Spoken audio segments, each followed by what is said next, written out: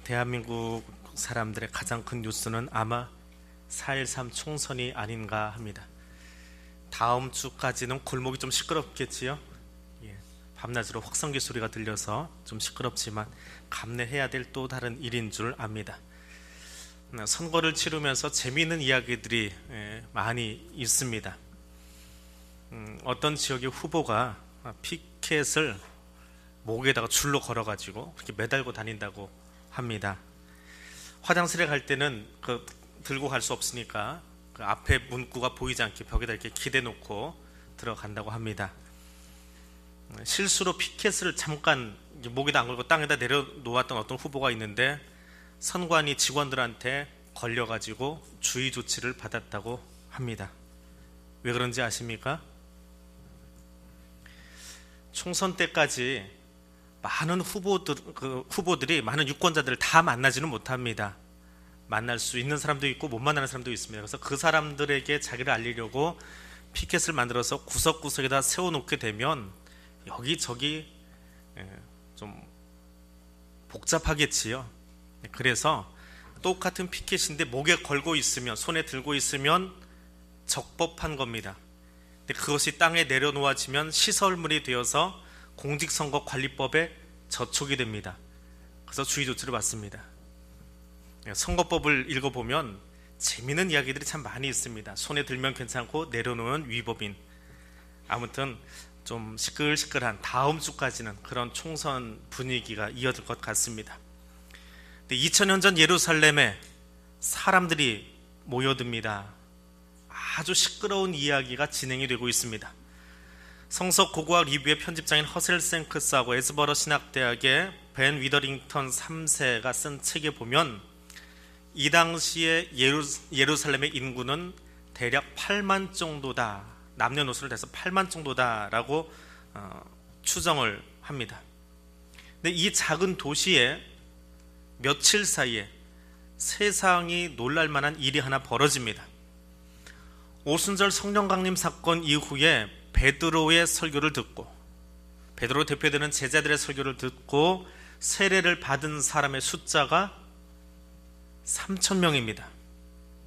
여기 우리가 잠깐 기억해야 될 것이 있습니다. 이 당시 사회는 대가족 제도입니다. 대가족은 최소로 잡아서 남편과 아내, 아이는 최소한 2명, 양가 부모님 중에 한 분은 모시고 사는, 이것이 대가족 제도입니다. 그러니까 최소의 인원이 5명입니다.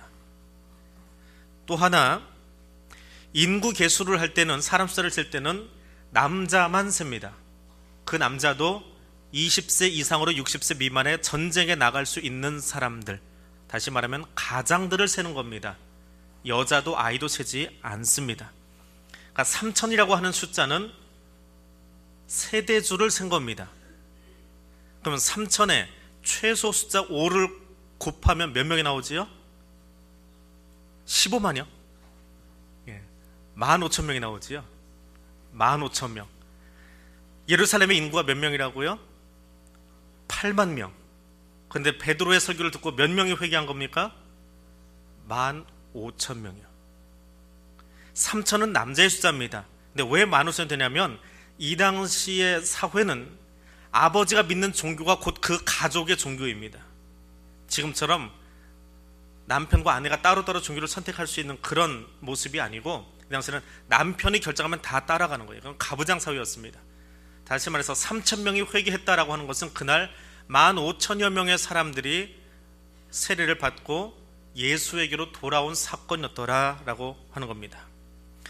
빌라도의 손을 빌려서 예수님을 죽인 지 50일째 되던 날, 예루살렘에 회심한 사람들이 흥분하고 세례를 받고 예수를 따라다니던 고작 12명의 사람들에 의해서 15,000명의 회심자들이 예루살렘을 들썩이고 있는 이 모습을 한번 상상해 보십시오. 얼마나 시끌벅적할 수 있었는지요. 세례자 요한을 참수하고 예수를 십자가에 못 박아 버렸는데, 그런데도 사람들이 아직도 예수 이름을 전하고 있습니다. 그러면 요한을 죽이고 예수를 처형했던 사내들인 공회나 빌라도나 로마 입장에서는 오늘 이 성경의 본문은, 사도행전의 이야기는 불편한 진실이 아닐 수 없습니다. 민중의 흐름이 세례자 요한에게서 예수 그리고 제자들에게로 이어져 가고 있더라라고 하는 겁니다. 그리고 예수까지도 십자가에 못 박아 죽였던 사내들인 공회의 사람들이라고 한다면 제자들이 일으키는 새로운 예수 운동에 대해서 어떤 마음을 품었을까요? 어떻게든지 도끼를 품고 씨부터 말려버려야 되겠지요. 뿌리를 다 끊어놔야 되겠지요. 다시 그 사람들이 일어난다면 불편한 거예요. 그런데 며칠이 지나지 않아서 더 큰 사건이 발생합니다. 제자들이 설교로만 해도 15,000명이 움직였는데 이번에는 기적이 일어납니다. 기적이 일어납니다. 자, 사내들인 공회 의원들, 대제사장들, 그 일당들은 어떻게든지 이 제자들을 죽이려고 작정하고 예수를 모함했던 것처럼 제자들을 모함하러 쫓아다니기 시작합니다. 그런데 어느 날 베드로와 요한이 기도 시간이 되어서 성전으로 올라갑니다. 자, 그 뒤도 사람들이 따라 붙었습니다. 그런데 이 대제사장의 일당들은 성전 미문에서 나면서부터 안전뱅이 되었던 그 마을에 익히 알려져 있는 한 거린이 베드로와 요한에 의해서 변화되는 삶을 목격합니다. 베드로와 요한이 나사렛 예수 그리스도 이름으로 일어나 걸으라 라고 외치던 순간에 이 안전뱅이가, 태어나면서부터 일어나 본 적이 없는 이 안전뱅이가 벌떡 일어서서 걷기 시작합니다. 그뿐 아니라 베드로와 요한을 따라다니면서 성전에 들어가서 걷기도 하고 뛰기도 하고 하나님을 찬양하기 시작합니다. 기도 시간에, 많은 유대인들의 시간을 정하고 예배당으로 들어가고 있던 그 시간에 그 문 앞에서 벌어진 일을 보고 사람들 눈이 휘둥그레지기 시작합니다. 거린을 바라봅니다. 그리고 거린에게 일어났던 그 일로 말미암아 어리둥절합니다. 그리고 일어난 그 사람이 뛰고 찬양하며 베드로와 요한 곁에 붙어 있는 것을 바라보고 솔로몬 행가까지 행렬이 이어졌다라고 말합니다. 잘못된 군중 심리는 출애굽한 이후에 광에서 사람을 다 죽게 만들어 버립니다. 그런데 2000년 전 예루살렘 미문 앞에서 벌어졌던 이 군중 심리는 사람들로 하여금, 그것을 바라보고 있던 사람들로 하여금 예수께로 나오게 하는 놀라운 소식이 되어집니다. 그 순간에 그 무리들을 향해서 베드로가 설교를 시작합니다. 2000년 전 베드로가 했던 설교 원고를 급히 하나 구해봤습니다. 설교 원고가 다른 곳에 있지 않고 그것이 오늘 본문입니다. 베드로의 설교 원고입니다. 사람들이 웅성거리면서 이 설교를 듣기 시작합니다. 아브라함과 이삭과 야곱의 하나님, 곧 우리 조상의 하나님이. 이 고백은 베드로가 처음 한 고백이 아닙니다. 성경에서 계속해서 이어져 오던 고백입니다. 아브라함과 이삭과 야곱의 하나님이라는 것은 하나님이 우리를 영원히 살게 하신다라고 하는 믿음의 고백입니다. 아브라함과 이삭과 야곱, 아브라함이 태어날 때부터 야곱이 죽을 때까지 시간이 몇 년인지 아십니까? 성경에서 찾아보시면 어렵지 않게 찾을 수 있습니다. 307년입니다. 307년 동안 이 땅에 살다가 떠나간 사람들이 아브라함과 이삭과 야곱인데, 하나님은 307년 동안만 그 사람들과 함께 하신 하나님이 아니라 앞으로 일어날 모든 일들의 주권자이시다라고 하는 고백이 아브라함과 이삭과 야곱의 하나님이라는 고백이에요. 살아계신 하나님의 고백이라는 거예요. 과거에 머문 하나님이 아니라 오늘 우리와 함께 하시는 하나님의 고백이고, 그 하나님의 미래도 함께 하신다라고 하는 고백입니다. 바꿔 이야기하면 아브라함과 이삭과 야곱의 하나님이라고 하는 것은 과거와 현재와 미래까지도 주관하신 역사의 주권자로서의 하나님을 고백하는 문구라는 거예요. 근데 그 하나님이, 역사의 주권자이신 영원하신 하나님이 예수 그리스도를 영화롭게 하셨답니다. 영화롭게 하셨답니다. 계속해서 흘러가고 있는 역사의 수레바퀴에서 너희가 죽인 예수 그리스도를 영원하신 하나님이 영광스럽게 하셨다. 역사의 주인공은 너희가 아니라 예수 그리스도다라고 하는 고백이에요. 그 설교의 초두, 설교 서론을 듣는 순간에 말씀을 듣는 유대인들의 마음이, 대제사장들과 그의 가족들의 마음이 어땠을까요? CCC나 내비게이터의 성경 공부 교재에 보면 역사는 히스토리라고 합니다. 히스토리는 his story이지요. 그분의 이야기입니다. 그분의 이야기, 예수의 이야기가 곧 히스토리, 역사라고 하는 말입니다. 그 역사의 주인이신 예수 그리스도를 하나님이 영화롭게 하셨다. 사람들은 안전뱅이였다가 지금은 걷고 뛰며 찬양하고 있는 거린을 봅니다. 거린은 신이 나서 공중거리면서 자기 생애 처음으로 자기에게 일어난 그 일, 걸을 수 있게 되어진 것, 뛸 수 있게 되어진 것 감사하면서 자신에게 걸으라 명령했던 베드로와 요한을 바라봅니다. 사람들은 거린의 눈이 머물고 있는 그 베드로와 요한을 바라봅니다. 근데 베드로가 그 순간에 다시 힘줘서 이야기합니다. 이스라엘 사람 여러분, 왜 이 일로 놀라십니까? 우리 개인의 능력과 신앙으로 이 사람을 걷게 한 것처럼 왜 그렇게 우리를 쳐다보십니까? 여러분이 보고 있는 이 사람을 걸을 수 있게 하는 힘을 얻게 된 것도 예수의 이름을 믿는 믿음이었습니다. 예수님을 통해서 온 바로 그 믿음이 여러분이 보는 앞에서 이 사람을 온전히 낫게 한 것입니다. 베드로의 설교 초반부는 바로 이 이야기를 지금 외치고 있는 것입니다. 창세기로부터 시작해서 출애굽기와 사무엘서, 다윗을 이어서 예수로 이어지는 역사의 핵심은 너희가 죽인 예수 그리스도가 부활하셨고 부활하신 예수 그리스도를 통해서 안전뱅이가 일어났다라고 말하는 겁니다. 성전 미문에서 일어난 사건의 정답은 예수입니다. 지금 저와 여러분의 삶 속에서 일어나고 있는 그 삶의 모든 문제의 해답은 예수 그리스도밖에는 없습니다. 안전뱅이가 일어난 것은 기적이 아닙니다. 성자 하나님 예수 그리스도께서 베드로를 찾아오셨고 안전뱅이를 찾아가셔서 믿음의 출발이 되어 주신 것처럼 지금 나를 찾아오셔서, 작고 볼품없는 나를 찾아오셔서 만나 주신 것, 그것이 사실은 기적입니다.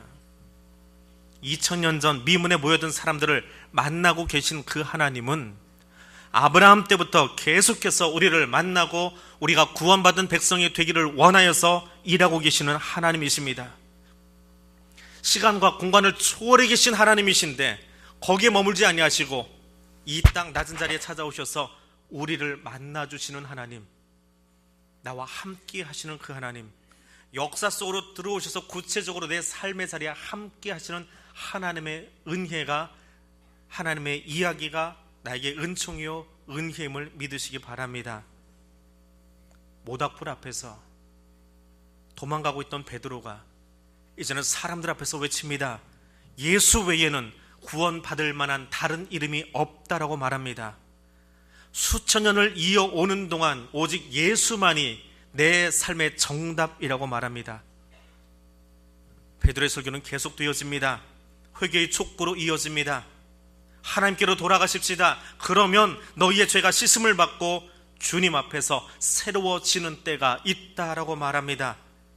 더불어서 그의 말에 순종하지 않으면 누구든지 멸망당할 것이라고 힘주어서 말하고 있습니다. 겁 많고 두려움에 가득 차 있던 베드로가 부활하신 예수 그리스도를 만난 뒤에는 담대해졌습니다. 담대해진 것만이 아닙니다. 이제는 구약 성경에 입각해서 역사의 주인공으로, 방금 일어난 안전뱅이가 일어난 기적과 같은 사건의 정답으로 예수를, 성경을 풀어가며 설명하고 있는 것입니다. 오늘 이 이야기가 있기 두어다 절만 해도 베드로는 자신이 예수와 상관이 있다는, 관련이 된다는 이야기를 거절하고 거부하고 싶어 했던 사람입니다. 그러나 이제는 보고 들은 것을 다 증거하고 싶어졌습니다. 더군다나 안전뱅이가 일어났습니다. 나면서부터 안전뱅이였던 그가 일어났습니다. 그뿐 아니라 그 입에서 하나님을 찬양하는 소리가 성전 가득히 울려 퍼집니다. 그 순간 베드로는 더 담대해졌습니다. 하나님이 자신의 삶 속에 찾아오셔서 행하신 모든 일들을 외치지 않으면 안 되는 그런 감동이 베드로를 휘어 잡았습니다. 이제는 더 이상 모닥불 앞에서 너 예수와 관련있지라고 묻던 여종은, 그 여자아이는 찾아오지 않습니다. 오히려 당대 최고의 실력자인 대제사장 안나스와 가야바와 요한과 알렉산더와 그의 가문이 다 모여서 베드로를 가운데 세워놓고 신문하였다라고 사도행전 4장은 이야기합니다. 당대 최고의 권력자들, 최고의 권력을 가진 그 집안이 다 모여서 베드로와 요한 사도들을 둘러싸고 물어보고 있습니다. 그야말로 베드로가 한류 스타가 아니라 이스라엘 스타가 되어진 순간이 사도행전 4장의 이야기입니다. 인산인해를 이룬, 권력자로 인산인해를 이룬 그 한복판에, 무시무시한 권력의 그 한복판에 베드로와 요한이 서 있습니다. 그들이 묻습니다. 너희는 무슨 권세와 누구의 이름으로 이런 일을 행하느냐? 이 질문의 의도가 무엇인지 아십니까? 너희같이 무지하고 멸시받는 백성들이 어디서 까불고 있냐고 하는 그 말이 너희라고 하는 말입니다. 이 무지렁이 같은 것들이 어디 와서 이렇게 까불고 있냐고 외치는 말입니다. 너희들 지금 어디서 사술 펼치고 있는 거냐? 악령의 힘을 빌어서 지금 이 일을 행했다면, 이 안진뱅이 일으켰다면 그건 종교법 위반이다, 고발하겠다라고 윽박지르고 있는 것입니다. 누구의 이름으로 일으켰습니까? 예수의 이름으로요. 근데 사내들인 공회는 예수를 무슨 죄목으로 십자가에 못 박아 버렸습니까? 죄목이 뭐예요? 신성모독죄입니다. 자기가 하나님의 아들이라고 하는 신성모독죄입니다. 그 신성모독은 유대인들은 돌로 쳐 죽이는 겁니다. 그런데 이 사람들이 신성모독죄로 죽은 범죄자의 이름으로 지금 안진뱅이를 일으키고 있습니다. 어디서 이단 사설을 퍼뜨리고 있느냐고 겁주고 있는 겁니다.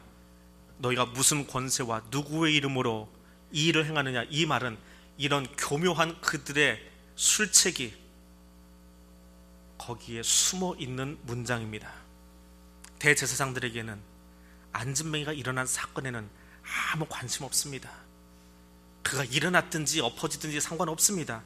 어떻게 대답하든지 어느 말꼬리를 잡든지 걸어서 세리요한 죽인 것처럼, 예수 죽인 것처럼 오직 죽이고 싶은 마음만 있을 뿐입니다. 안진뱅이가 일어나서 너무 기뻐서 평생에 처음 걷는 그 일 때문에 기뻐 찬양하는, 하나님의 나라를 경험하는 그 일에도 대제사장들은 관심 없습니다. 단지 군중을 모으고 있는 베드로와 요한에게 시기심만 발동해서 이를 그쳐야만 우리의 권력이 유지된다라고 하는 그 악한 마음만 발동하고 있을 뿐입니다. 그 마음이 내놓은 질문이 너희가 무슨 권세와 누구의 이름으로 이런 일을 행하느냐라고 하는 질문입니다. 그런데 성령에 충만한 베드로와 요한은 이 모든 문제의 해답은 예수 그리스도라고 말합니다. 베드로의 설교가 끝나는 그 순간 예루살렘의 제자들의 숫자가 몇 명이 더했다고요?